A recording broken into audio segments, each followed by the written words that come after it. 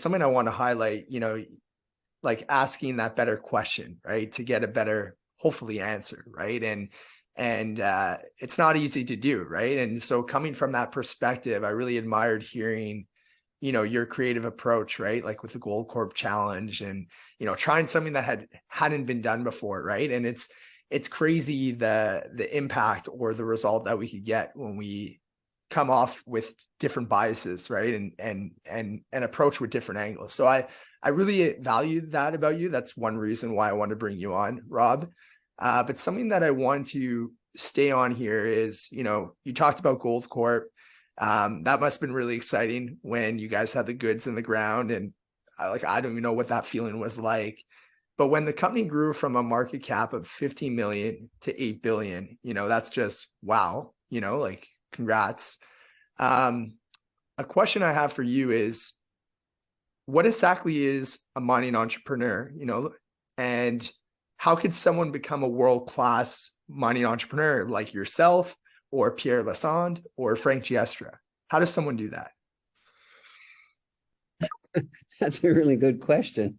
I've never tried to go back in there. In case of Pierre Lassonde and Seymour Schulich building Franco-Nevada, they took a concept that was in the oil and gas industry, royalties, sort of basically taking a piece of the top line or your revenue, and building a company based on that. They had a property in Nevada, which they sold to Barrick, and the Gold Strike property, and they sold it to a maverick, Peter Monk. And Monk was ambitious and hungry to build. And I'd say Franco-Nevada, its early days were built on top of Monk's ambition. And Monk bought a property that the rest of the mining industry didn't want to touch. It was in Nevada. It was between two of the largest American gold mining companies. They were mining what's called open pit, like digging a hole from surface and going down, rather than underground mine. And he paid $60 million, and everybody thought that was an outrageous price to pay for it. This didn't have any resources or gold that could be processed by the open pit methods that were used, or treatment. But there was some gold down below that was quite rich, but it was chemically complex. So they left it. Well, this little thing he bought for 60 million has produced over 40 million ounces of gold. And Monk went on building, and the revenue as Monk, I remember the first time he said, we're going to produce 100,000 ounces a year. And then the next year he'd be at an investor conference with a physical model of the mine. And he said, now we're going to do 200,000 ounces. And then a year or two later, we've just expanded it again to 400. And eventually they're producing 1 million ounces of gold a year.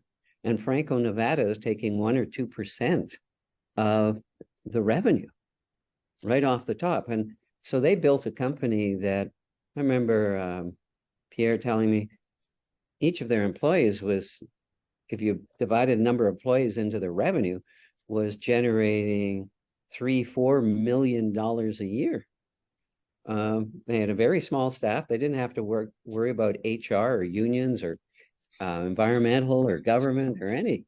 It's just right off the top. And they perfected that model and went around buying. They'd raise money. They'd wait for the market to go down. And they come in and say to a mining company, hey, this is a byproduct. You have gold. You might be producing copper, but we'll buy the gold portion of it. And the beauty of their model was their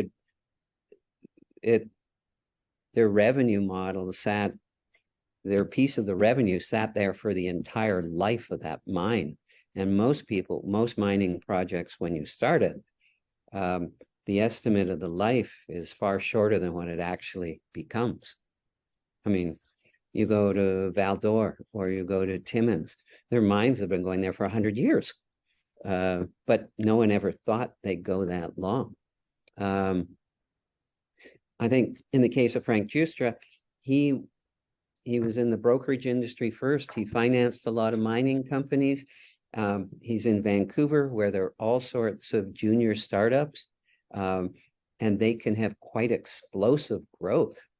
Murray Pesum was a fellow promoter that inspired me in some ways because he'd keep coming in with ideas, and many of them just kept going. They kept growing. He identified large deposits. So yeah, there's people like that. Or you look at Robert Friedland, who Voisey's Bay sold for over 4 billion. He took home 650 million himself. He's got a rich copper mine in the Congo now, and he's got one over in Mongolia. They're pushing the boundaries. I think of Robert, he sort of fly into a country that no one wants to go to, and it's like, take me to your president when he lands. I want to talk about a deal. The Lundin family, same thing, moving into places no one thought it was safe to go into, cutting deals and finding opportunity. So it's often looking where most people have concluded there's no value, and looking a little harder and deeper, and maybe imagining. You look at the environment. I can think of Red Lake, where our mine was, and there was a gold rush in then the 20s. There was a gold rush right after the Second World War. The third gold rush was started by our discovery at Red Lake back in when we had the Goldcorp challenge. And then more recently, there's a company called Great Bear that I bought an interest in. And it's the fourth gold rush up there. And I said to our former geologist, I said, this discovery was 15 miles away from our property. How come no one figured that one out until now? And some of the big mining companies have been in there earlier, and they just looked at it differently. So in mining, a lot is thought, if you look in the shadow of the head framer, which is the elevator that takes you underground, often there are times it's overlooked. So, and McEwen Mining hasn't moved as smoothly as I wanted it to, but the property we bought in Timmins had a lot of attributes similar to when I bought in Red Lake. It was high cost, short life, not the greatest labor relations, but in a district that has generated a huge amount of gold. So, and it had some high grade nuggets all over that they were like candy to my eyes. I just sort of get attracted to those. Well, there's got to be more there. But we've had floods, fires, and disappointing, not delivering on guidance. That's turning around now, and then we have a giant copper deposit that is, I think, going to turbocharge the value of McEwen Mining because it's a large shareholder in it. But so what makes something happen? I think looking at it differently, coming with a different technology or approach, being in front of a lot of people. You can't just sit there and say, well, they're going to come to me. You've got to go to them. And the spaces are really crowded. So what is going to differentiate you in the market? And maybe you have to do a Colonel Saunders and go talk to 10,000 people before anyone buys your chicken. But it's being out there.